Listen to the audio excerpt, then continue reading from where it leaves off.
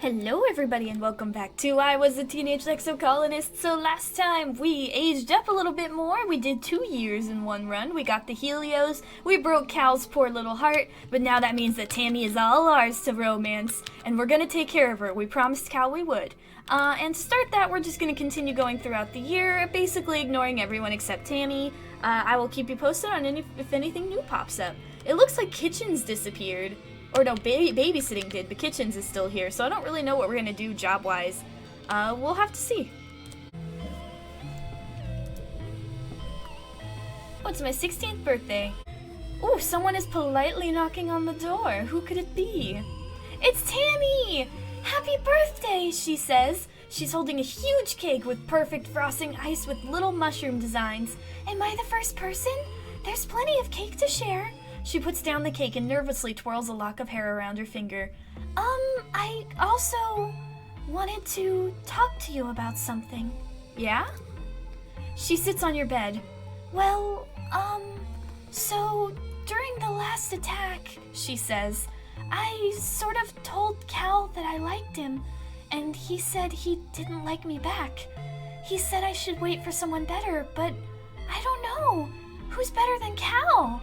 You give her a huge hug to soothe your guilty conscience. She's really sad. Oh no! That's because we told Cal to back off. I bet if we hadn't, she would have gotten together with him and we would have known about it this time. Oh, I still feel so guilty about that. Cal's such a sweetheart, but we had to break his heart in order to date Tammy. Your parents wake up shortly after that. Yes, let's ignore my guiltiness for now. It had to be done. Ooh! Another cake? Yes! Oh, the cake is light and flavorful and drenched in sugar bug syrup. Delicious! Thanks to Helios hydroponics and with the help of some native flora and fauna, Tammy's cooking ability has come a long way from dressing up soy rations. Tammy watches you eat the cake with a look of delighted satisfaction. Of course I'll share it, even though I know you always have one. I say that every year, but it's still adorable. Let's tutor some kids too.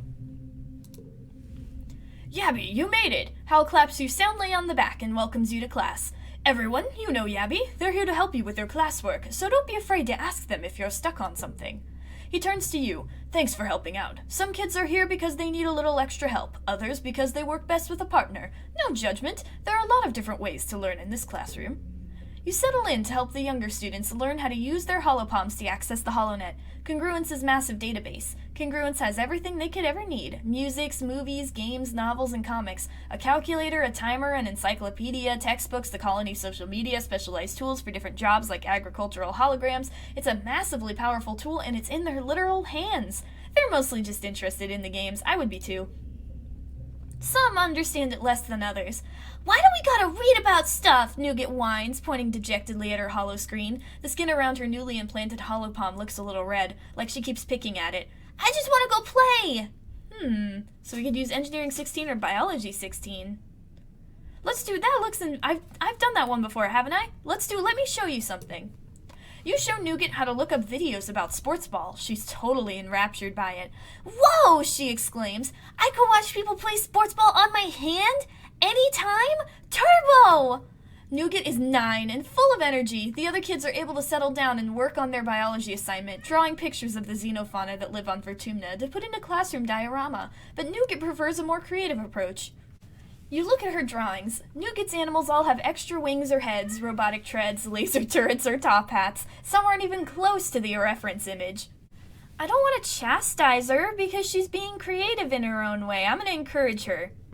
You praise Nougat's creativity. Yes, that Hopeye does look better with a jetpack.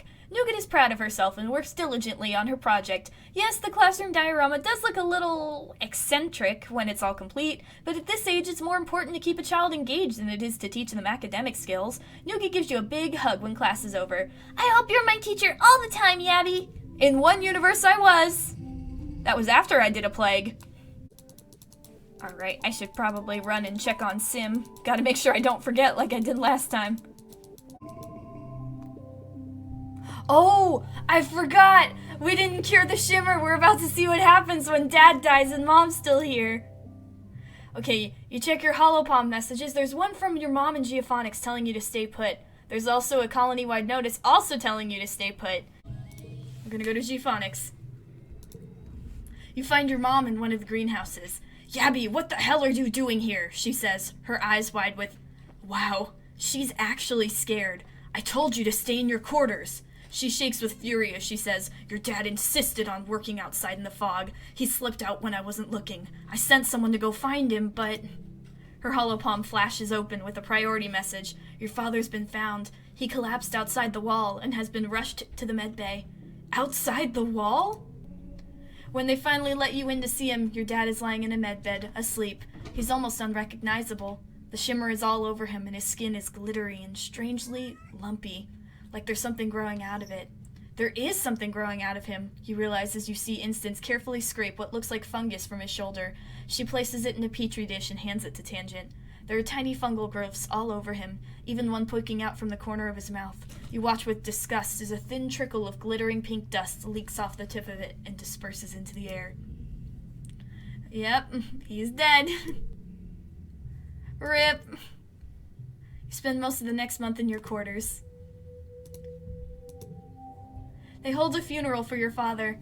No one knows quite what to say to you, though they grieve along with you. During the month, sometimes your mom visits, but mostly you're alone. She's keeping herself busy so she doesn't have to think about it. The two of you don't talk much. Mostly you just sleep. In the morning, oh yeah, this one. Let's see. I'm gonna be happy. It's okay to feel that way, Instance tells you, with uncharacteristic kindness that you find comforting. Grief is different for everyone. If you need more time off to rest, nobody will mind. Let's get on with my life. Trauma! What does Tammy say? Oh, Tammy hugs you tightly. Oh, Yabby, she says. I'm so sorry. If there's anything I can do. I don't know why I expected the mom to react any differently, but it makes sense. She would very much be the type. She buries herself in work. Oh, wait, we could talk to her. You've never seen your mom cry, like, ever. She gets up before first sunrise and is gone before you're fully awake. She works all day, barely even surfacing for meals, and comes home so late that she usually just crawls into bed and passes out, sometimes still wearing her clothes. It feels like you should be able to talk to her about your dad's death. For once in your life, this shared grief should bring you closer together. But whenever you bring it up, she brushes you off with talk about seedlings or crop rotation. You can't stand it. You have to talk to her. When you track her down, she's raking a new flower bed outside the geophonics domes. She doesn't seem inclined to talk. Ooh, empathy 30. We have plenty of empathy. Thank you, Tammy. Mom, please, don't shut me out. Your mom stops raking the flower bed, but she still doesn't look at you. I'm not. You step into the bed, compacting the soft brown loam under your feet, and place your hand on her arm. She protests, but you just stare her down. You really look at her, and force her to look at you, to see you. Her eyes are red-rimmed and tired. As you watch, her chin starts to tremble, then her mouth. Before long, a single tear trickles down her cheek. She blinks it away, blotting her eyes with the back of her wrist. We need to be here for each other. That makes real tears spring from her eyes. I'm always going to be here for you, she chokes out, then wraps you in a fierce hug. Little tomato head. Hearing your dad's nickname for you makes you start crying anew. You and your mom have the cathartic cry right there in the freshly overturned dirt, just holding each other and rocking back and forth. It feels good to just let it all out, to know someone hurts just as much as you do, that someone misses him just as much. Maybe this marks a new chapter in your relationship with your mother. You wish your dad was here to see it. Oh, and we could talk to her again? Your mom is still focused on that same flower bed. It must be the most aerated patch of dirt on the entire planet by now. You leave her alone. Oh, that was it. Wait, I can still talk to her?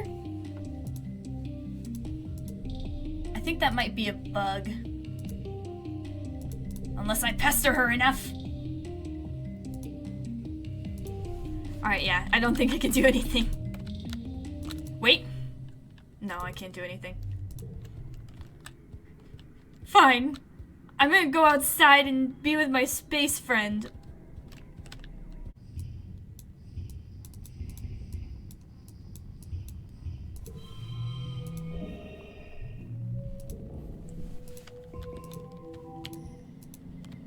Oh we got improved gifting. Isn't that the one where I can gift them every month? Dang. I like it. I like it. It's time for another Virtunalia! More baking. I don't care about you. Shut up. Oh, wait. Feel a pulse of a new holo message in your palm and open it up to read. Happy Virtunalia, there's a present for you on the table. Oh! A secret admirer. Alright, we're going for the bake-off again. You join Cal and Tammy in the kitchens. Hey, Yabby, Cal says. Tammy gives you a little wave. Ready to get your bake on? This year's theme is multi-layered cakes. You'll be in charge of designing, baking, assembling, and decorating a towering monument to sweet cake and frosting. I've got this.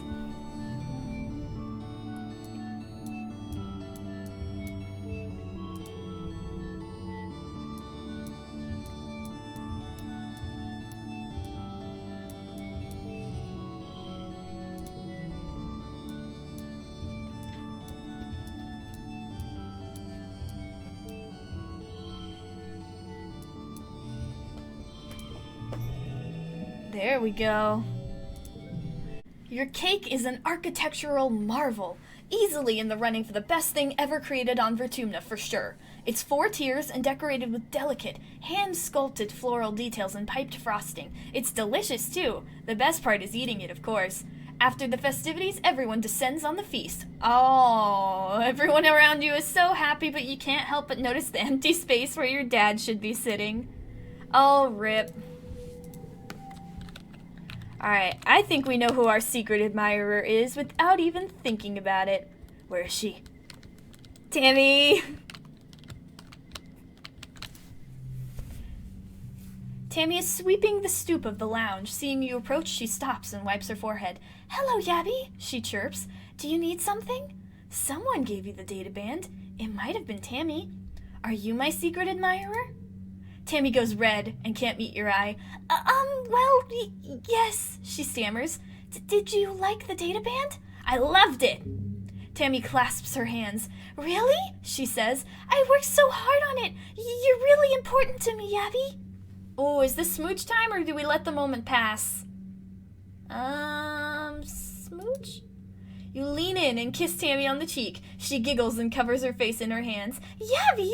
Oh, I can't help it. You're just so cute and sweet and lovable. Let's also do some tutoring while we're over here. I got the data for Sim and now just this. Nougat! Nougat is 9, and you don't think she's stood still since she was born. We know that from babysitting her. She's having trouble in the classroom setting, but that's why you're here. Some kids just need more help than others to stay focused. She's working on using her finger to spell out words to match images on her holopalm. Her chubby little kid hands are unsteady, and her letters are pretty misshapen. That's pretty normal for most kids you tutor, but Nougat just doesn't seem to be getting any better. No matter how many times you drill letters, it feels like you have to tell her the same things over and over, because she says okay, but just keeps making the same mistake. I've never seen an elephant, Nougat says, jabbing her finger at the holopalm. Or a lion. Did you see a lion, Yabby? You've never seen any Earth animals except for on holovids. Like Nougat, you were born on a spaceship, already hurtling away from Earth. You've never even seen a dog, despite learning all about them in class when you were a kid. Nougat has a trouble with imaginary concepts like elephants and holoscreens. Makes it hard to keep her attention. Let's see. Do we try writing on real paper, change the assignment to Vertumna animals, or go looking for inspiration? I say inspiration! Well, my creativity is already really high. We could raise my... No, inspiration! I don't like writing, Nougat mutters, looking down at her hands. It's boring. That gives you an idea. Hey, Squirt, Cal greets Nougat as you enter the garden. I heard you're looking to go on a safari. Well, I'm your guide today. Let's go. He puts his hand on Nougat's shoulders and guides her into the tall plants of the garden, giving you a wink as he does. Don't forget to take notes in your field journal, he says, loudly and obviously, but Nougat practically leaps at the chance to pretend to be a real, actual explorer. While Nougat happily takes notes on all the wild animals in the garden, you log into the classroom evaluation rubric and make a note that Nougat should be allowed to find real-world applications for her knowledge whenever possible. This should help keep her active and interested. Professor Howell reviews the change and approves it, and sends you a few kudos to thank you for taking the time to think outside the box for Nougat. Of course I do! I love Nougat! They are so adorable. I love her so much. She's like my favorite side character. Oh. You arrive for your shift to find Aunt Anne has assembled all the kitchen staff together. Did you miss a memo? Tammy catches your eye and waves nervously. She doesn't seem to know what's going on either. Anne gestures you into the group. She looks excited. I have a challenge for you all today, she says. We have a new special ingredient, and I need you to come up with as many ways to cook it as you can think of. She takes a big bite of a bell pepper and munches pridefully. You're one of the best cooks this kitchen has ever produced, and I know you'll manifest great things with this ingredient. Bell peppers?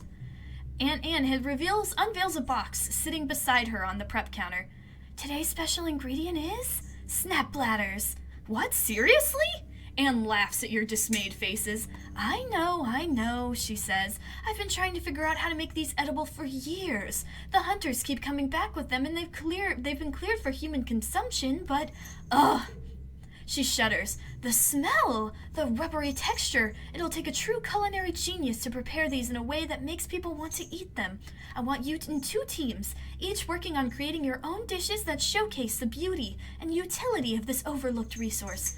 Yabby, I want you heading one team. Tammy, you take the other. Oh. Anne spreads her hands. Allez, cuisine! You stare at her blankly, and she laughs. That means go on now, get! The kitchen explodes into movement. You set your sous chefs various tasks, but what will you choose as your main dish using the special ingredient snap bladder? What about inventing a new dish? What are you going to do? Make pommes frites? Snap bladder sack? Your sous chefs all look at you like you've gone mad. You're working off recipe. An unusual choice and almost certainly difficult, but will totally wow Anne if you pull it off. Will your cuisine reign supreme? Let's find out! 89! Oh, we could do it. Boop.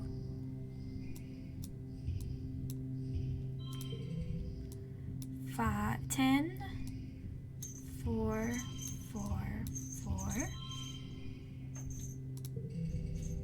Oh, we're fine.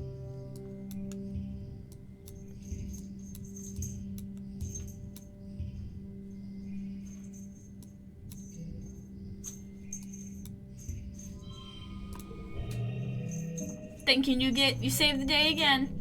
The panel of judges delicately taste their dishes and score them on taste, presentation, and originality. They talk about how creative your dish is. You definitely won the most points on guts alone. It's no kitchen battle. Your food is clearly a cut above the other team's. Aunt Anne places her hands on your shoulders and beams proudly at you. Congratulations, Yabby! You are Vertumna's ultimate chef. Turns out, snap bladders are edible. You start seeing them on the menu thanks to your efforts. Ooh, snap bladder surprise. What beautiful art of Auntie Anne there. That's beautiful. Michelle Barros, amazing art. Hell yeah. Alright, let's do one more round of tutoring before the year is over. Oh, the robot. Oh, I can't do the robot this time. I'm gonna smash it. Oh, sorry. I get angry when I can't do things. If you want to learn how to fix it up, study up. Yabby don't learn, Yabby smash! Oh! You're helping Tammy brush up on her math and chemistry. Auntie Seaton says that I need to measure when I'm baking, she says, staring timidly at her hands.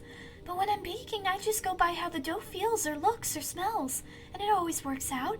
When I try to measure or think too hard, I get it wrong. She tugs on her ear. She told me that if I want to do it by feel, then I need to get better at chemistry too. She showed me this long textbook about food chemistry and how proteins combine to form gluten and how acid makes things fluffy and soft. She blinks. I didn't know any of that. Aren't acids bad? Why would I put them in food? We'll go easy on her. She'll never learn if she isn't enjoying it. You gently encourage Tammy as you read through the food chemistry textbook together and work on some practice tests, even when she gets every question wrong. Though she'll probably never be a chemistry whiz like Tang, she blossoms with every compliment, slowly gaining confidence in her abilities. This isn't as scary as I thought it would be, she says as she closes her hollow palm. Thanks, Yabby. When the lesson is over, Tammy insists she bake you a cake to show you what she's learned. She didn't really understand the lessons, but she has the confidence to taste it as she goes and adjust the recipe based on gut feeling, now informed by some solid book learning. Did she really learn anything about math or chemistry? Maybe not, but she's a better baker now, and that was her goal. She happily gives you a piece in thanks for being such a good teacher. It's not bad, but you aren't sure she should be thanking you. Yeah, Tammy, you're already amazing all by yourself. What a perfect one to get during Glow. Oh, you wake up to the soothing sound of your dad's voice, then remember he's still gone. Rip, absolutely rip. Oh yeah, the two faceless. Isn't this when the bomb happens? I'm gonna hide inside.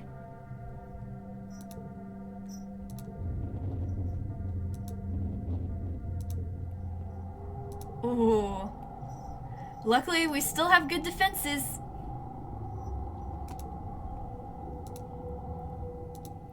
Oh, everyone's all grown up! Age 17, baby, we're almost there. We only have like 2 years left. Maybe I'll combine them. It depends on how much more we have left. We'll see, we'll see. But I do have one more question, and it's actually a request for advice. So there is one other ending in the lounge. Okay, there is the barista ending, which I heard about, but I feel like we should do that more with Rex, right? Because Rex is the one that makes the bar. It feels only fitting. But there is a lounge ending where you're just lazy. Now I have a question, because I actually heard about that ending through you guys recommending it. Do any of you know the best way to get it? Like, do I still need to get peace on Vertumna, or can I just lay around the whole time until something happens? Let me know, because I really would like to get that one with Tammy, even if it means I have to go all the way back to the beginning. But I want to get that because, you know, the lounge is her area, and you get friendship from lounging with her. You get it with Rex, too, but Rex gets the barista, Tammy gets the lounge. So that is all for now. Thank you for any answers you can give me, and next time we will continue our romancing with Tang, tutoring, and cooking. Until then, thank you guys for watching. If you enjoyed, please consider subscribing. Remember to take care of yourselves, gush over how adorable Nougat is, and have a good day.